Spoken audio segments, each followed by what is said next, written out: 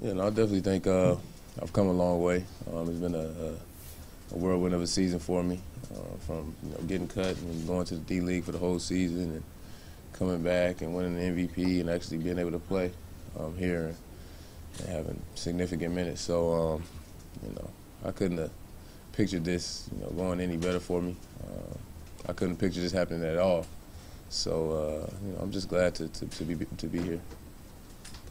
What did you, in your just brief time, like the last couple weeks, what did you see from this team, just with all the injuries and the guys in suits on the side, and still trying to find a way to beat a team like the Spurs that execute like they did? I think we definitely tried what we could. It was just tough, having so many injuries. We haven't really ever played together. I didn't even know any of the plays. So, I mean, it's a tough situation to put, 9 guys in that have never played together at all. And I don't think anybody could envision this, in training camp. With the guys that, if you looked at our roster, you would automatically think these guys are like a playoff team, they're a championship contender.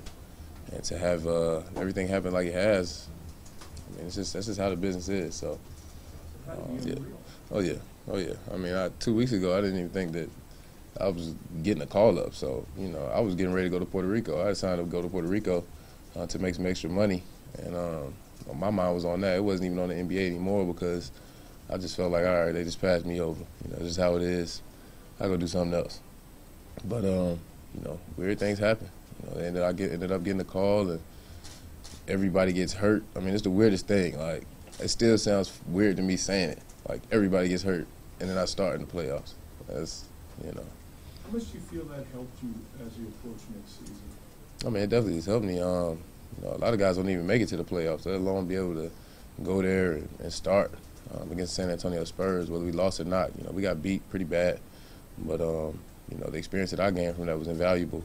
Just moving forward, just to be able to be in a situation like that. A lot of guys are not able to do that. So, I take a lot from it.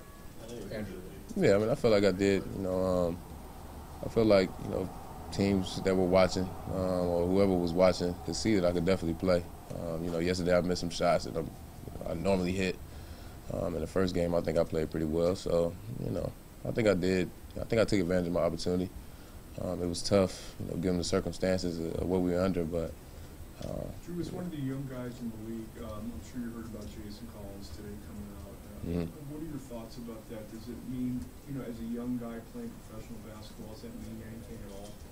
I mean, not to me. I mean, he plays basketball. I mean, I don't care if he's gay or not. I mean, it's good for him that he came out. I'm sure a lot of people are going to support him as well as I do. I mean, that's your choice. You want to come out, it's on you. At the end of the day, it's basketball. That's what it's about.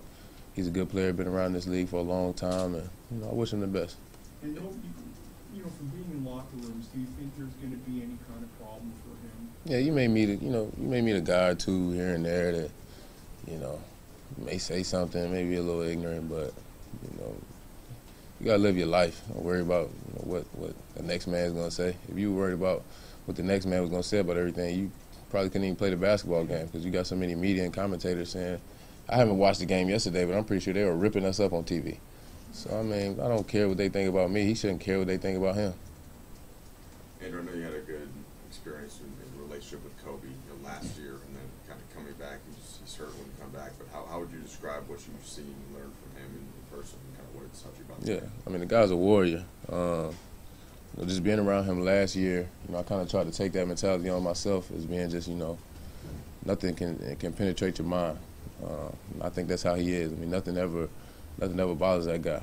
Even when he was hurt, the first thing he said to me, it's a small thing to a giant. And, I know he's going to be fine. And just because I know his heart, how he conducts himself. He's always going to try to be the best at everything. He's such a competitor. You can't teach those things, man. You just seeing a guy like that, you want to pattern yourself like that because you don't want anything to ever affect you. And, his knowledge of the game is crazy. He could definitely be a coach if he wanted to any day.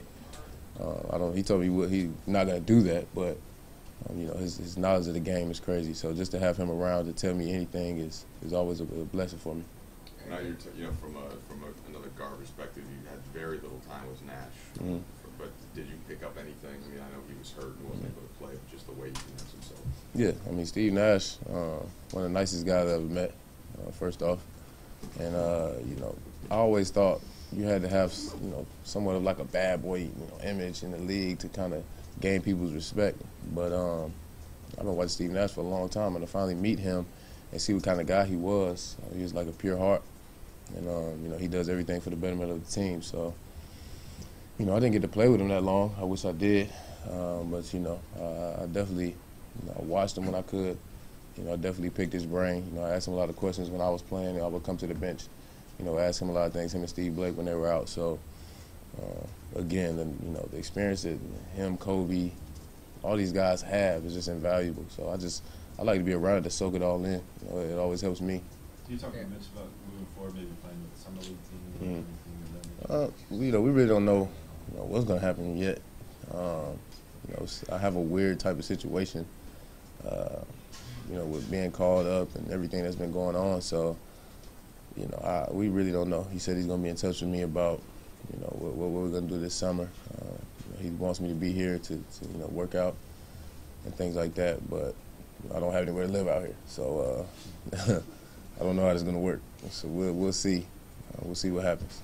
Are you tied into Puerto Rico, or are you out of that? No. Once I got called up, that the Puerto Rico thing was, you know, that was done.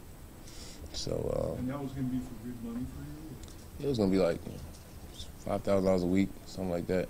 I was only making $24,000 in the D League for the whole year, so I definitely needed that. I was looking forward to that. But you know, it can't beat coming here. You know, coming here is just, I would have traded this for the world.